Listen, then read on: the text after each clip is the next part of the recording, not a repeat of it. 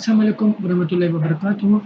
Google Cloud Storage in 60 Seconds by Sadil Sayed, Network and vSphere Administrator and Virtual Instructor at Nanotechnics and founder of Net Plus Virtua.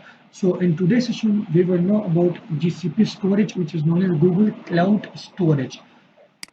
Google Cloud Storage is a service provided by Google that allows you to store and retrieve your data on the internet. It is just like Azure storage we have discussed. So if you want to know about Azure storage or generally about cloud storage, so you can watch these both videos in IT in 60 seconds playlist on NetPlus Virtual YouTube channel. It offers a secure and scalable solution for storing various types of files and data. You can access your stored data from anywhere with an internet connection and integrate it into your applications or websites. Google Cloud Storage ensures high availability and durability, making it a reliable choice for storing and managing your digital content.